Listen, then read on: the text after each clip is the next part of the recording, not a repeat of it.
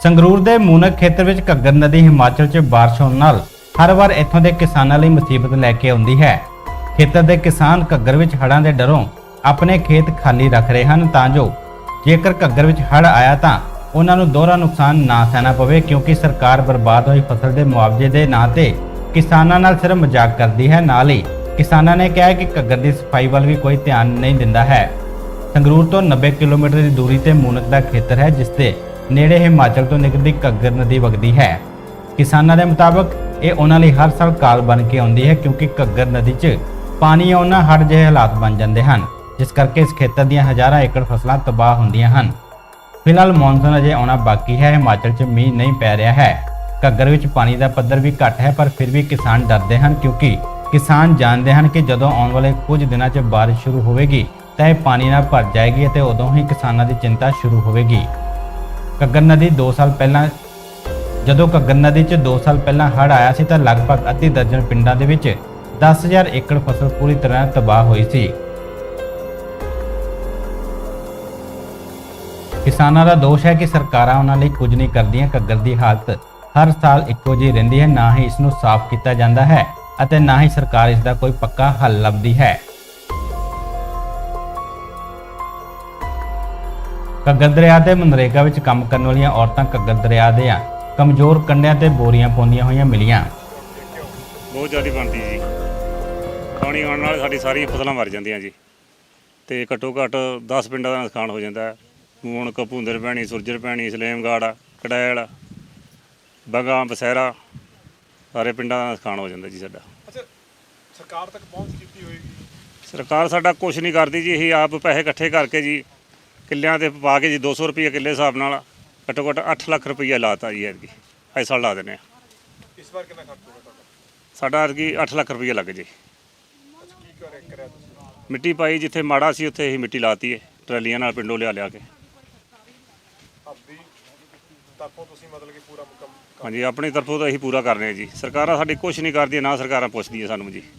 ਵੀਰ ਜੀ, ਕੋਈ ਮੇਰੇ ਕਿਸਾਨ ਵੀਰ ਬੈਠੇ ਨੇ, ਕੋਈ 10 ਕਿੱਲਿਆਂ ਦੀ ਖੇਤੀ ਕਰਦਾ, ਕੋਈ 20 ਦੀ ਕਰਦਾ, ਕੋਈ 30 ਦੀ ਕਰਦਾ। ਵੱਧ ਤੋਂ ਵੱਧ 25-30 ਏਕੜ ਵਾਲੇ ਕਿਸਾਨ ਨੇ ਵੱਡੇ ਤੋਂ ਵੱਡੇ ਇੱਥੇ, ਠੀਕ ਹੈ ਜੀ। ਤੇ ਖੇਤੀ ਕਾਹਦੀ ਕਰਦੇ ਆ ਵੀਰ ਜੀ? ਸਾਨੂੰ ਹਰ ਟਾਈਮ ਇਸੇ ਘੱਗਰ ਹੀ ਸਾਡੇ ਸਿਰ ਤੇ ਇੱਕ ਕਾਲ ਹੈ, ਜਿਸ ਦਾ ਡਰ ਸਾਨੂੰ ਹਰ ਸਾਲ ਸਤਾਉਂਦਾ। ਹੁਣ ਭਾਵੇਂ ਇਹ ਸੁੱਕਾ ਹੈ, ਬਰਸਾਤਾਂ ਨਹੀਂ, ਪਰ ਜਿੱਦਣ ਪਹਿਲੀ ਬਰਸਾਤ ਸ਼ੁਰੂ ਹੋ ਗਈ ਉਦਣ ਹੀ ਇਹਨੇ ਭਰ ਜਾਣਾ, ਤੇ ਉਦਣ ਹੀ ਕਿਤੇ ਨਾ ਕਿਤੇ ਇਹਦਾ ਟੁੱਟਣ ਦਾ ਹੱਲ ਰਹਿੰਦਾ। ਇਹਨੇ ਟੁੱਟ ਜਾਣਾ ਕਿਤੋਂ ਨਾ ਕਿਤੋਂ। ਹੁਣ ਪੈਸੇ ਇਕੱਠੇ ਕਰਕੇ ਅਸੀਂ 200 ਰੁਪਏ ਕਿੱਲਾ ਤੇ ਪਾਏ ਨੇ। ਉਹ ਸਿਰਫ ਇੱਕ ਇਹ ਹੈ ਵੀ ਉਹ ਥੁੱਕਾਂ ਦੇ ਬੰਨ੍ਹਣ ਵਾਲਾ ਕੰਮ ਹੈ। 8 ਲੱਖ ਨਾਲ ਤੁਸੀਂ ਦੇਖ ਲਓ 16 ਕਿਲੋਮੀਟਰ ਦੇ ਏਰੀਆ ਦੇ ਵਿੱਚ ਕੁਝ ਨਹੀਂ ਹੋ ਸਕਦਾ, ਠੀਕ ਹੈ। ਸਰਕਾਰਾਂ ਤੱਕ ਪਹੁੰਚ ਕਰੀਦੀ ਹੈ। ਸਰਕਾਰਾਂ ਦੇ ਨੁਮਾਇੰਦੇ ਉਦੋਂ ਆ ਕੇ ਖਲੋ ਜਾਂਦੇ ਨੇ, ਚਾਹੇ ਕੋਈ ਅਕਾਲੀ ਹੈ, ਕਾਂਗਰਸੀ ਹੈ, ਆਮ ਆਦਮੀ ਹੈ। ਜਦੋਂ ਇਹ ਭਰਿਆ ਹੁੰਦਾ ਫੋਟੋਆਂ ਖਿਚਾਉਣ ਵਾਸਤੇ, ਵੋਟਾਂ ਬਟੋਰਨ ਵਾਸਤੇ ਇੱਥੇ ਸਾਰੇ ਆ ਜਾਂਦੇ ਨੇ। ਅੱਗੇ ਪਿੱਛੇ ਕੋਈ ਕਿਸਾਨਾਂ ਦੀ ਸਾਰ ਨਹੀਂ ਲੈਂਦਾ। 2 ਮਹੀਨੇ ਹੋ ਗਏ ਇਹ ਜ਼ਮੀਨਾਂ ਵਿਹਲੀਆਂ ਸੀ, ਸਾਰਾ ਮਟੀਰੀਅਲ ਇੱਥੇ ਪਹੁੰਚ ਸਕਦਾ ਸੀ, ਪਰ ਜਦੋਂ ਘੱਗਰ ਟੁੱਟ ਜਾਂਦਾ ਹੈ ਇੱਥੇ ਕੋਈ ਰਸਤਾ ਨਹੀਂ ਰਹਿੰਦਾ, ਸਾਰਾ ਰਸਤਾ ਬਲੌਕ ਹੋ ਜਾਂਦਾ। ਮੁੜ ਕੇ ਆ ਕੇ ਇਹ ਉਹੀ ਥੈਲਿਆਂ ਨਾਲ ਵੀ ਆਪਣੀਆਂ ਫੋਟੋਆਂ ਖਿਚਾਉਣ ਤੱਕ ਇਹ ਮਜਬੂਰ ਹੋ ਜਾਂਦੇ ਨੇ ਵੋਟਾਂ ਪਿੱਛੇ। ਇੰਨੀਆਂ ਗਿਰੀਆਂ ਸਰਕਾਰਾਂ ਨੇ ਵੀ ਇੱਕ ਥੈਲਿਆਂ ਦੀ ਪਹਿਲਾਂ ਫੋਟੋ ਖਿਚਾਉਣਗੇ, ਫਿਰ ਕਹਿਣਗੇ ਕਿਸਾਨਾਂ ਨੂੰ ਥੈਲੇ ਦਿਓ। ਕੀ ਕਹਿਣਾ ਚਾਹੁੰਦੇ? ਅਸੀਂ ਤਾਂ ਕਹਿਣਾ ਚਾਹੁੰਦੇ ਹਾਂ ਵੀ ਇਹਦਾ ਬਿਲਕੁਲ ਪੱਕਾ ਪ੍ਰਬੰਧ ਹੋਣਾ ਚਾਹੀਦਾ। ਗੌਰਮੈਂਟ ਜ਼ਿਮੀਂਦਾਰ ਨੂੰ ਮੁਆਵਜ਼ਾ ਦੇ ਕੇ ਇਹਦਾ ਪੱਕਾ ਪ੍ਰਬੰਧ ਕਰੇ। ਆਏ ਸਾਲ ਜ਼ਿਮੀਂਦਾਰ ਮਰਦਾ, ਆਏ ਸਾਲ ਬਰਬਾਦੀ ਹੁੰਦੀ ਹੈ। ਵੀ ਜ਼ਿਮੀਂਦਾਰ ਝੋਨਾ ਲਗਾਉਂਦਾ, ਪਰ ਉਹ ਵੀ ਉਹਦਾ ਮਨ ਬਿਲਕੁਲ ਨਹੀਂ ਲੱਗਦਾ ਵੀ ਕਿਵੇਂ ਬਣੇਗਾ ਕੰਮ। ਇੱਕ ਬਰਸਾਤ ਹੋਣ ਨਾਲ ਹੀ ਉਹਦੇ ਡਰ ਪੈਦਾ ਹੋ ਜਾਂਦਾ ਵੀ ਫਲੱਡ ਆਇਆ ਹੀ ਆਇਆ। ਗੌਰਮੈਂਟ ਇਸ ਦੇ ਕੋਈ ਪ੍ਰਬੰਧ ਨਹੀਂ ਕਰਦੀ। ਬਿਲਕੁਲ ਮੌਕੇ ਤੇ ਆ ਕੇ ਅਫਸਰ ਆ ਕੇ ਖੜ ਜਾਂਦੇ ਨੇ ਜਦੋਂ ਫਲੱਡ ਆਇਆ ਹੁੰਦਾ। ਉਧਰ ਇਸ ਸਾਰੇ ਮਾਮਲੇ ਤੇ ਐਸਡੀਐਮ ਮੂਨਕ ਸਿਮਰਪ੍ਰੀਤ ਕੌਰ ਨੇ ਕਿਹਾ ਹੈ ਕਿ ਲੋਕਾਂ ਦੇ ਨਾਲ ਉਹਨਾਂ ਨੇ ਵੀ ਦਰਿਆ ਦਾ ਜਾਇਜ਼ਾ ਲਿਆ ਹੈ। ਦਰਿਆ ਦੇ ਕੰਢੇ ਮਜ਼ਬੂਤ ਕੀਤੇ ਜਾ ਰਹੇ ਹਨ, ਇਸ ਲਈ ਮਨਰੇਗਾ ਕਰਮਚਾਰੀ ਤੈਨਾਤ ਕੀਤੇ ਗਏ ਹਨ ਅਤੇ ਹੜ੍ਹ ਨਾਲ ਨਜਿੱਠਣ ਲਈ ਉਹਨਾਂ ਦੀ ਪੂਰੀ ਤਿਆਰੀ ਹੈ। ਤੇ ਬੀਡੀਪੀ ਆਫਿਸ ਦੇ ਨਾਲ ਮਿਲ ਕੇ ਸਾਡੇ ਵੱਲੋਂ ਵਿਜ਼ਿਟ ਕਰ ਲਿੱਤੀ ਗਈ ਹੈ।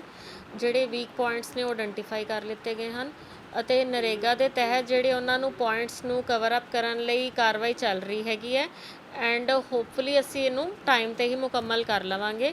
ਦੂਸਰੀ ਗੱਲ ਜਿਹੜੀ ਹੈਗੀ ਨੇ ਡਰੇਨੇਜ ਡਿਪਾਰਟਮੈਂਟ ਦੇ ਵਰਕਸ ਨੂੰ ਰਿਲੇਟਿਡ ਹੈਗੀ ਹੈ, ਜਿਵੇਂ ਚੋ ਸਿਸਟਮ ਦਾ ਹੈਗਾ, ਅਪਲਿਫਟ ਸਿਸਟਮ ਨੂੰ ਕਰਨਾ, ਮੋਟਰ ਲਈ ਕਰਨਾ ਹੈਗਾ। ਉਹਦੇ ਤਹਿਤ ਐਸਟੀਮੇਟਸ ਬਣ ਕੇ ਚੀਫ ਇੰਜੀਨੀਅਰ ਸਭ ਕੋਲ ਜਾ ਚੁੱਕੇ ਹਨ ਅਸੀਂ ਥਰੂ ਡੀਸੀ ਸਾਹਿਬ ਪ੍ਰਿੰਸੀਪਲ ਸੈਕਟਰੀ ਸਾਹਿਬ ਨਾਲ ਵੀ ਗੱਲ ਕਰ ਚੁੱਕੇ ਹਾਂ। ਜਲਦੀ ਉਮੀਦ ਹੈ ਕਿ ਐਸਟੀਮੇਟਸ ਪਾਸ ਹੋ ਕੇ ਵੀ ਕੰਮ ਸ਼ੁਰੂ ਹੋ ਜਾਏਗਾ। And the third aspect of this is the military visit also. ਕੱਲ ਮਿਲਟਰੀ ਵਾਲੇ ਵੀ ਆ ਕੇ ਵਿਜ਼ਿਟ ਕਰਕੇ ਗਏ ਹਨ ਤੇ ਉਹਨਾਂ ਨੇ ਵੀ ਵੀਕ ਪੁਆਇੰਟਸ ਨੂੰ ਦੇਖਿਆ ਹਨ ਤੇ ਉਹਨਾਂ ਵੱਲੋਂ ਵੀ, ਕਿਉਂਕਿ ਜਦੋਂ ਮੌਕੇ ਤੇ ਆਂਦਾ ਹੈਗਾ ਤੇ ਆਪਾਂ ਸਾਰੇ ਵਿੰਗਸ ਇਕੱਠੇ ਹੋ ਕੇ ਕੰਮ ਕਰਦੇ ਹਾਂ, ਉਹਨਾਂ ਨਾਲ ਵੀ ਅਸੀਂ ਰਾਬਤਾ ਕਾਇਮ ਕਰ ਲਿਆ ਹੈ। ਸੰਗਰੂਰ ਤੋਂ ਮਨੋਜ ਮਹਿਤਾ ਦੀ ਰਿਪੋਰਟ, ਪੰਜਾਬ ਟੁਡੇ।